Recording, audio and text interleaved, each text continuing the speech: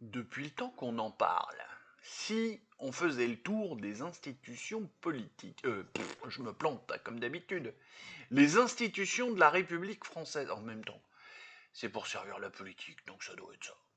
Allez, on en cause. À tout de suite.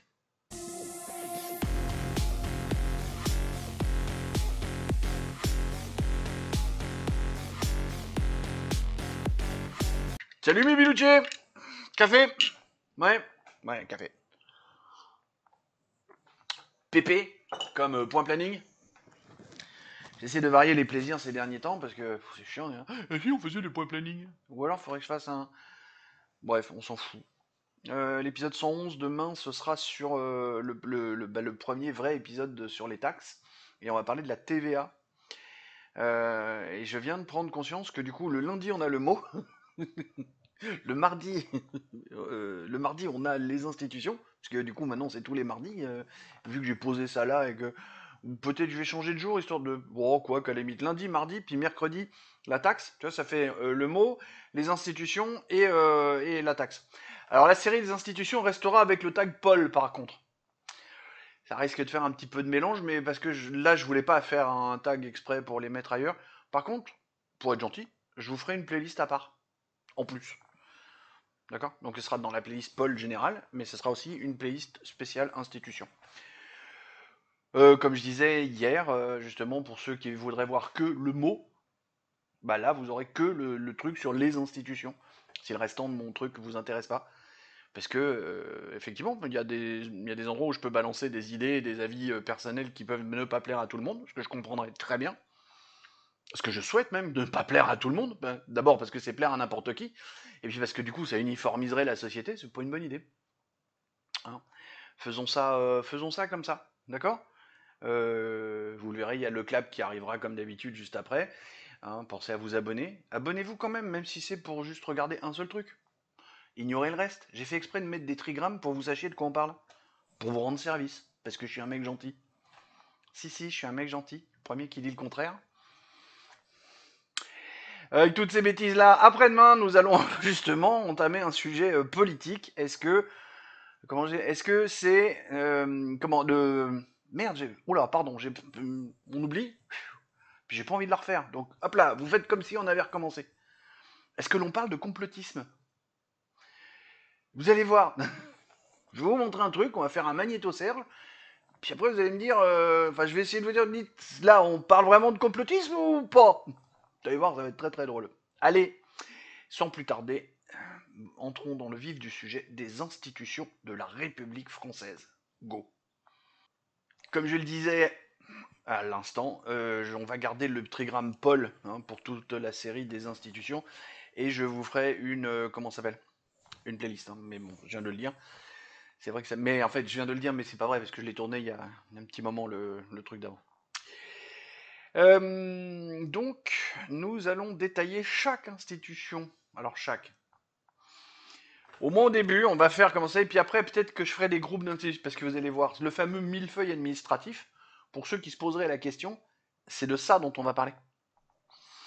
Pas que, parce que les institutions, c'est pas que l'histoire du millefeuille administratif, mais ça y tient quand même, une bonne partie. Donc on va détailler les principales, puis après, quand ça va commencer à se regrouper avec des petites institutions, des petits machins, peut-être qu'on en fera plusieurs dans un même épisode. En fonction en fait de l'importance de la chose et de la dérive que ça peut avoir, puisqu'on va aussi parler des dérives. Donc forcément, on va parler des principales, l'Assemblée nationale, le Sénat, on va parler du Conseil constitutionnel.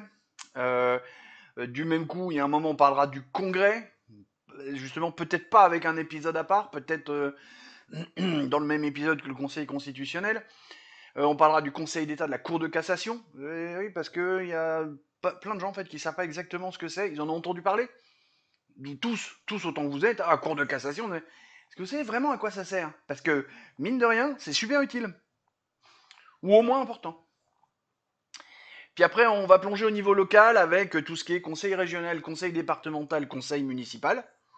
Parce que ça, c'est historiquement, depuis au moins 1982, mais parce que sur les régions, j'ai toujours un doute de savoir s'il y avait des régions avant 82, mais c'était pas fait pareil. mais depuis 82, donc ça fait déjà un moment, hein, ça fait 42 ans, c'est ça, si je compte bien, ouais. 82 à 2024, ça fait 42 ans. Donc région, puis département, puis la ville, conseil municipal. Vu que l'Assemblée nationale, c'est les députés, c'est un truc intermédiaire, mais du côté national. Vous voyez, c'est de ça dont on va parler. On va parler de ces trucs-là.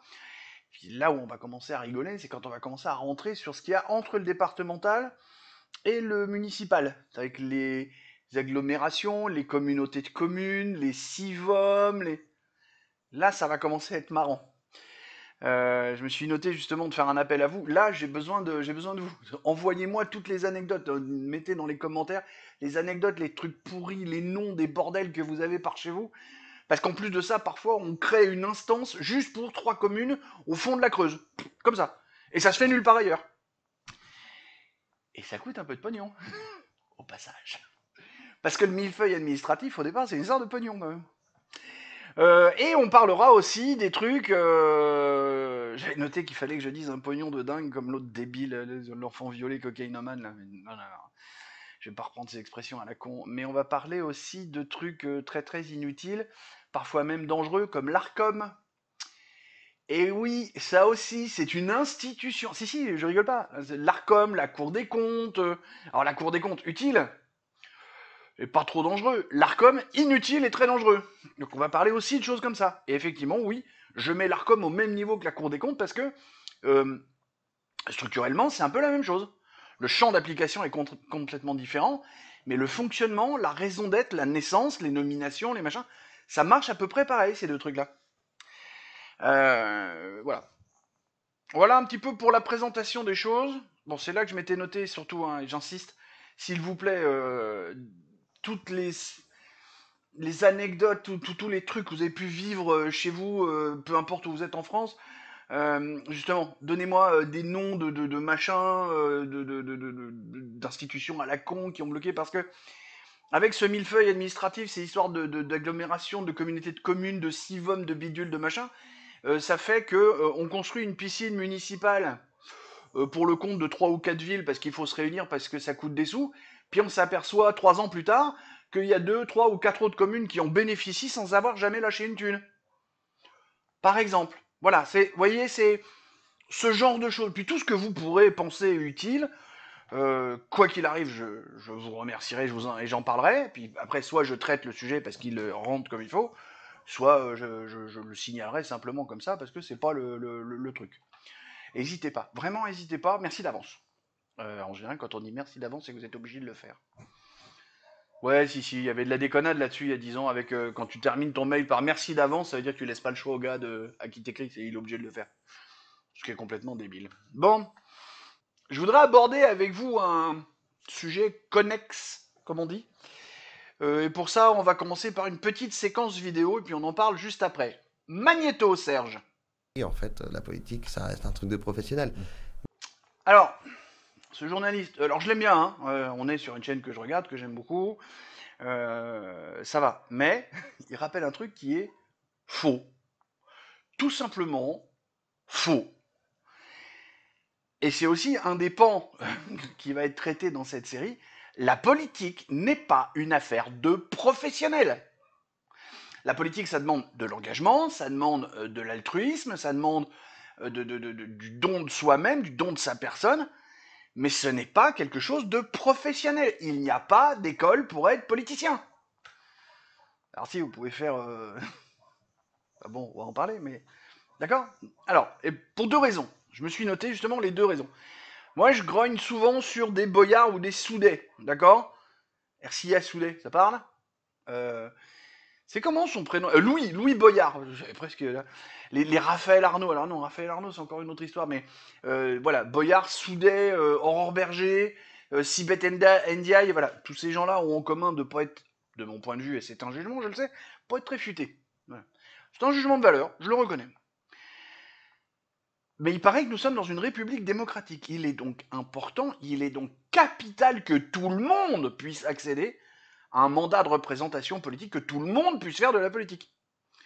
Et comme l'a si bien rappelé un jour mon fils lorsque je gueulais sur Boyer, il m'a dit « Mais papa, arrête tes conneries, ce gars-là, depuis qu'il a 16 ans, il fait de la politique parce que il était dans les syndicats étudiants, les machins, les trucs. » Et oui, effectivement. Après, bon, je trouve que c'est un débile profond qui manque de culture générale, qui sait pas parler français, puis que, en plus de ça, je suis pas d'accord avec ses idées. Mais, il y a un moment, il faut que des gens comme ça puissent accéder. Même une Rachel Keke, c'est normal qu'elle accède à ça.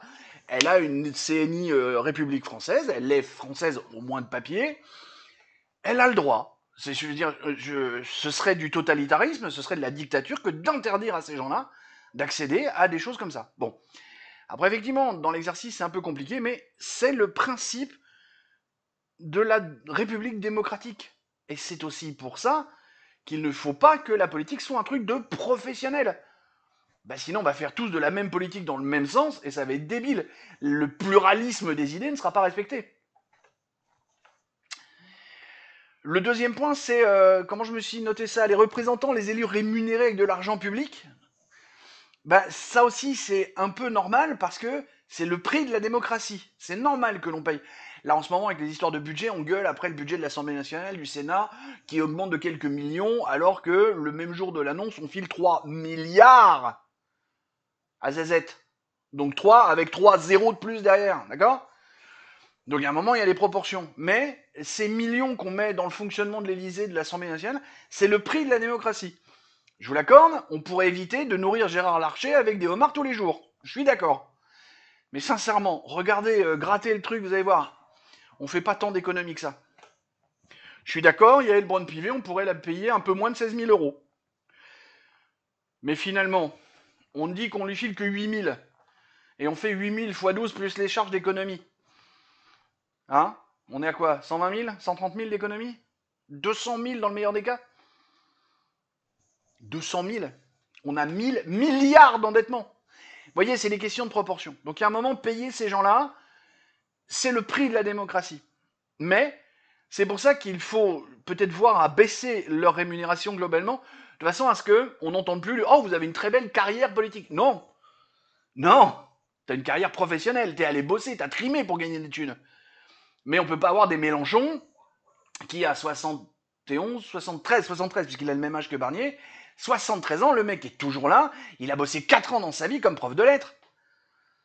Et encore là, il était payé avec de l'argent public. C'est pour ça que la politique ne doit pas être un truc de professionnel.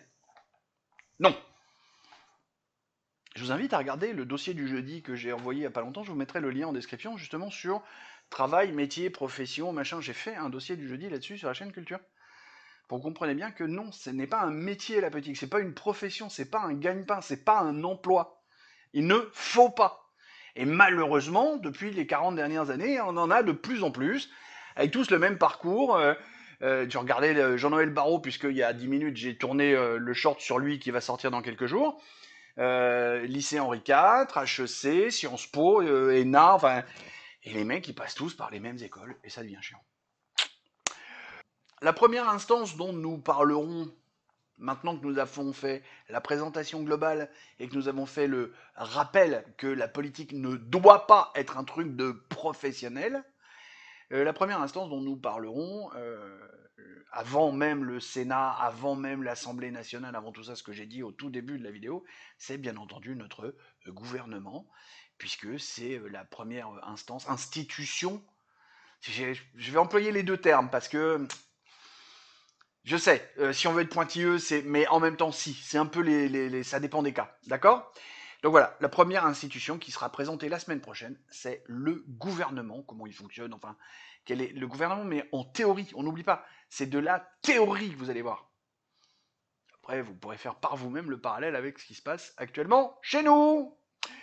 Sur ces bonnes paroles, des poutous, et pas Philippe. Nana.